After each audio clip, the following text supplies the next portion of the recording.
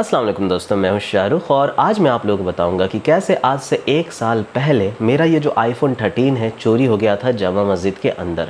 And उसके कुछ देर के बाद मुझे ये फ़ोन मिल भी गया। ये जो स्टोरी है काफ़ी ज़्यादा इंटरेस्टिंग है, तो इस वीडियो को पूरा देखना मत भूलिएगा। बहुत सारी चीज़ें मैं आप लोगों को इसमें बताने वाला हूँ। तो सबसे पहले आज से 1 साल पहले लगभग 15 अप्रैल को मैं और मेरे वाइफ ने सोचा कि चलो जामा मस्जिद चलते हैं वहाँ इफ्तार करने, क्योंकि रमज़ान का महीना चल रहा था। तो जब हम लोग वहाँ पे गए तो देखे बहुत ही ज़्यादा भीड़ है। इतनी ज़्यादा भीड़ मैंने लाइफ में पहले कभी नहीं देखा था। एंड मुझे अंदाज़ा नहीं था कि उस भीड़ में चोर भी हो सकते हैं। लेकिन मेरी वाइफ को बिल्कुल अंदाज़ा था। वो मुझे बहुत देर से बोल रही थी कि अपना फ़ोन संभाल के रखिएगा, फ़ोन संभाल के रखिएगा। एंड गाइज़, मैं अपने बैग में 3 फ़ोन रखा हुआ था। मेरे पास था एक साइड बैग जो कि मैं ऐसे साइड में लटकाया रहता हूँ क्रॉस बैग करके। तो जो साइड बैग है उसमें 2 चेन्स थे। एक चेन में मैंने 2 फ़ोन का रखा हुआ था, iPhone 13 and Xiaomi CV2। And दूसरे चेन में मैंने रखा हुआ था Redmi K50 Ultra। अब जब हम लोग यहाँ पे जामा मस्जिद के गेट के अंदर घुसे तो बहुत ज़्यादा भीड़ था। एंड शुरुआत में ही मुझे थोड़ा सा सिग्नल मिल चुका था, लेकिन मैंने केयरफुल नहीं रहा। बेसिकली मैंने बहुत ही ज़्यादा इग्नोरेंस दिखाया एंड उस वजह से ये जो चोरी हुआ। तो बेसिकली क्या हुआ, जब हम लोग जामा मस्जिद के गेट के अंदर जैसे ही घुसे तो मेरा जो चेन है वो खुला हुआ मिला, लेकिन उस वक्त कुछ भी चोरी नहीं हुआ था। मैंने अपनी वाइफ से कहा देखो ना कैसे चेन खुला है, तो उसने आगाह किया कि ज़रूर कोई चोर वगैरह हो सकता है। बट आई वॉज़ लाइक कि नहीं, शायद भीड़ में ऐसे खुल गया होगा। एंड मैंने इग्नोर यहाँ पे कर दिया। मेरी वाइफ हमेशा बोलती रही बहुत भीड़ है, बैग को अच्छे से पकड़ के रखिए। मैंने उस इंस्ट्रक्शन को भी इग्नोर कर दिया। इवन जामा मस्जिद के अंदर में अनाउंसमेंट हो रहा था कि चोरों से सावधान रहे, जेब कतरों से सावधान रहे, अपना फ़ोन अपने हाथों में रखे। मैंने उस इंस्ट्रक्शन को भी नज़रअंदाज कर दिया। एंड एक समय पे तो मेरी वाइफ ने कहा कि मुझे ही बैग दे दीजिए, मैं अच्छे से पकड़ लेती हूँ। मैंने उस बात को भी नज़रअंदाज कर दिया। तो सीरीज़ ऑफ गलतियाँ मैंने यहाँ पे करा। एंड अपने आप के ऊपर मुझे पूरा भरोसा था कि भाई मुझसे तो चोरी कोई कर ही नहीं सकता, बिकॉज मेरे पास साइड बैग है एंड मैं अच्छे से पकड़ के था। इवन मैं साइड बैग को ऊपर से ऐसे पकड़ के था जिससे बीच में मेरा हाथ आता अगर कोई चेन खोलने की कोशिश करता। बट ना जाने कैसे दोस्तों ये जो फ़ोन है वो चोरी हो गया। तो बेसिकली चोरी कब हुआ, तो जब हम यहाँ पे जामा मस्जिद के अंदर में हम लोग थे, थोड़ी देर के लिए फ़ोटोज़ वगैरह हमने खींची। उसके बाद हम एग्ज़िट कर रहे थे, तो एग्ज़िट पे बहुत ज़्यादा भीड़ था। एंड उस वक्त मेरी वाइफ ने कहा कि आप बैग मुझे दे दीजिए या फिर सीने पे पकड़ लीजिए। मैंने कहा घबराओ नहीं, एकदम से ठीक है, ओके। मैं एग्ज़िट कर रहा था, गेट के अंदर घुस चुका था जहाँ से एग्ज़िट करना है। वहाँ से जैसे ही मैं बाहर निकलना चाहा तो मैंने बैग की तरफ देखा कि चेन खुला हुआ है एंड 2 फ़ोन्स मेरे गायब हैं, यानी कि आईफोन 13 एंड Xiaomi का CV2 जो कि मेरा वाइफ का फ़ोन था वो गायब थे। मेरा जो हार्ट बीट है बिल्कुल ही तेज़ हो गया। आई वाज़ लाइक यार क्या हो गया ये अचानक से। एंड मैं ज़ोर से चिल्लाया चोर मेरा फ़ोन ले गया, चोर मेरा फ़ोन ले गया, चोर। लेकिन भाई जैसे ही मैं चिल्लाया ना तो आसपास के लोगों ने तो मुझे डांट ही दिया। कहा यार तुम क्या बहरे हो, तुम्हें सुनाई नहीं देता? इतने सारी अनाउंसमेंट तुम ही लोगों के लिए तो की जा रही है कि फ़ोन हाथ में रखो, क्या ज़रूरत था बैग में रखने की? अगर बैग में रखे भी तो अच्छे से रखते। मैं उसके बाद से सिक्योरिटी गार्ड के पास गया साइड में एंड उसने भी मुझे कहा कि अब कुछ नहीं हो सकता, आप लोगों के लिए तो इतना अनाउंसमेंट किए जा रहा हूँ ताकि आप लोग जो है अच्छे से रहे, लेकिन आप लोग मानते कहाँ हो? आप लोगों को तो कभी पीछे के पैकेट में रखना है, कभी साइड के बैग में रखना है। एंड उसने भी मुझे सुना दिया। एंड साथ ही साथ मेरी वाइफ भी मुझे सुनाना शुरू कर दी। मुझे बहुत ज़्यादा बोल रही थी कि मैं बोल रही थी तब से आप बैग ठीक से रखिए, सीने पर रखिए, मुझे दे दीजिए, पर आप बिल्कुल नहीं माने। And I was really embarrassed. बहुत ज़्यादा धक्का सा भी लगा यार कि एक साथ 2 फ़ोन चोरी हो गए। आईफोन 13 जो कि 80,000 रुपये का बाई किया हुआ था, Xiaomi CV2 जो कि 30,000 का बाई किया हुआ था, 1,10,000 का मुझे धक्का लगा था। एंड फिर मैंने सोचा यार जल्दी ट्रैकिंग वगैरह करते हैं। मेरी वाइफ ने कहा करो ट्रैकिंग। मैंने सबसे पहले हमने कॉल किया, जो कि बेसिकली कोई भी करता है। जब हमने कॉल किया तो बिल्कुल आईफोन स्विच ऑफ बता रहा था, उसने फोर्स शटडाउन वगैरह कर दिया था। तो आईफोन पे मेरे फ़ोन पे कॉल नहीं जा रहा था। एंड जी हाँ, मैंने जब चेक किया तो एटलीस्ट मेरा 3rd फ़ोन था, बिकॉज ये दूसरे पैकेट में था, तो शायद चोर को अंदाज़ा नहीं था कि 2nd चेन में भी फ़ोन है। डेट्स वाई ये बच गया एंड मैं इससे कॉल कर पाया। इसमें जियो का सिम था, बाकी इसमें एयरटेल एंड मेरी वाइफ का जियो का सिम। तो मैं इससे बार बार कॉल करता रहा, इस पर कॉल नहीं लगा, ऑफ बताया, अनरीचेबल बताया। तो उसके बाद फिर मैंने एप्पल का वेबसाइट पे गया एंड एप्पल के वेबसाइट पे जा करके मैंने ट्रैक करने की कोशिश की। पता नहीं क्यों उस दिन ऐसा क्या हुआ, जबकि मेरा iCloud का फाइंड डिवाइस भी ऑन था, यहाँ पे iCloud में मेरा ट्रैकिंग वगैरह सब कुछ ऑन था, बट स्टिल ये ट्रैक नहीं कर पाया। iCloud फेल हो गया।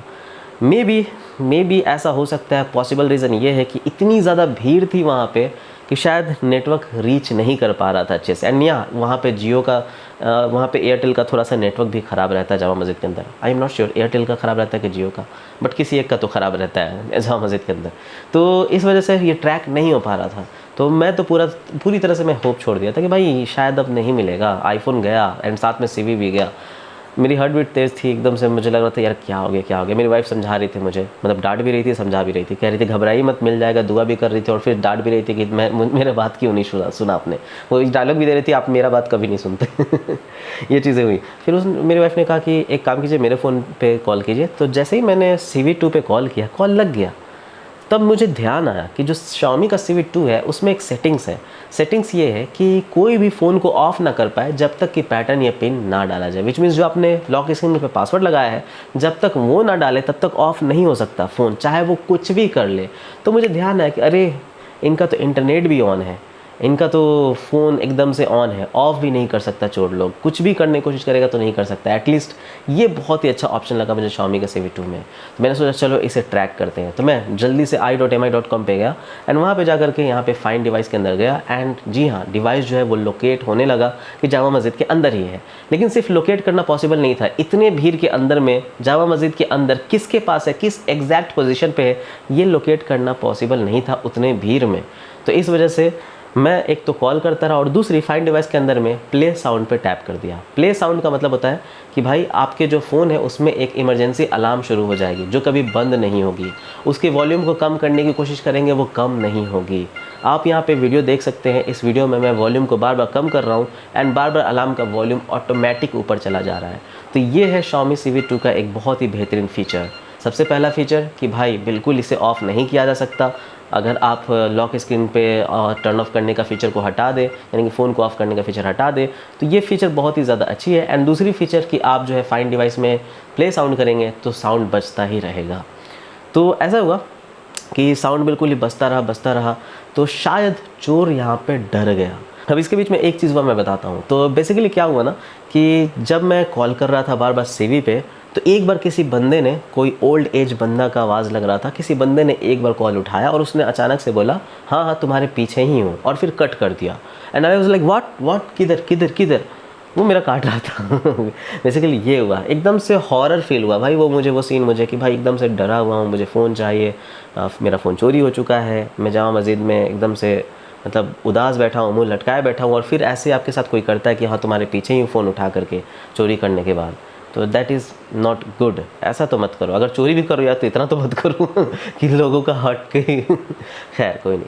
तो जब अलार्म वगैरह बज रहा था Xiaomi CV2 में, बहुत ज़्यादा अलार्म वगैरह बज रहा था, तो शायद चोर पैनिक कर गया एंड शायद उसने फ़ोन फेंक दिया तो किसी और ने उठा लिया। अब देखो, जैसे ही किसी और ने उठाया, मे बी कोई और था या वही चोर था, मैं श्योर नहीं हूँ। तो मैंने जब कॉल किया बार बार Xiaomi CV2 पे, तो फाइनली उसने उठाया कि जी हाँ मैं जो हूँ गेट नंबर 2 पे हूँ, आप आ जाओ यहाँ पे आकर के मेरे से फ़ोन ले लो। तो मैं उधर से गया, मैंने कहा कॉल मत कट करना, एंड मैं कॉल पे ही रहा एंड धीरे धीरे जा करके उसके पास पहुँचा गेट नंबर 2 पे, जबकि चोरी गेट नंबर 1 पे हुआ था। एंड मैंने कहा ठीक है भाई ये फ़ोन। तो उसने मुझे दोनों ही फ़ोन एक साथ दे दिया, आईफोन जो कि ऑफ़ पड़ा हुआ था, CV2 जो कि ऑन था। जब उसने मुझे दोनों फ़ोन दिया तो मैंने उससे पूछा भाई थैंक यू, पहले तो मैंने शुक्रिया बोला थैंक यू, फिर कहा मैं आपके लिए कुछ कर सकता हूँ। उसने कहा नहीं भाई नहीं भाई कोई बात नहीं। एंड शायद वो अपने सिस्टर के साथ में आया हुआ था। एंड मैंने पूछा भाई आपका नाम क्या है, तो उसने बताया कि भाई मेरा नाम सौरभ श्रीवास्तव है। बाकी मैंने आधार कार्ड वगैरह चेक नहीं किया कि उसका रियल नेम ही ये है या फिर कोई और था, वो इतना कुछ भी मैंने चेक नहीं किया, कुछ भी हो सकता है। एंड जामा मस्जिद में हर धर्म के लोग आते हैं, हर नाम वाले लोग आते हैं, अलग अलग कंट्री से लोग आते हैं, तो इसको कोई बड़ा इशू मत बनाइए। एक सैम्पल से चीज़ थी, मे बी उसको वो सच में गिरा हुआ मिला और उसने मुझे लौटाया, या मे बी वही चोर था। बिकॉज जब मैं उससे फ़ोन लेकर के गया एंड उसे थैंक यू वगैरह बोल दिया, उससे पूछ लिया कि आपके लिए कुछ कर सकता हूँ, तो वो बंदा, मतलब मेरे मन में एक सवाल है जो कि मैंने अपने वाइफ से पूछा जामा मस्जिद को एग्ज़िट करने के बाद, कि एक बात बताओ उसे कैसे पता चला कि दोनों ही फ़ोन हमारे हैं। बिकॉज उस बंदे ने कहा कि आपका फ़ोन हमें गिरा हुआ मिला।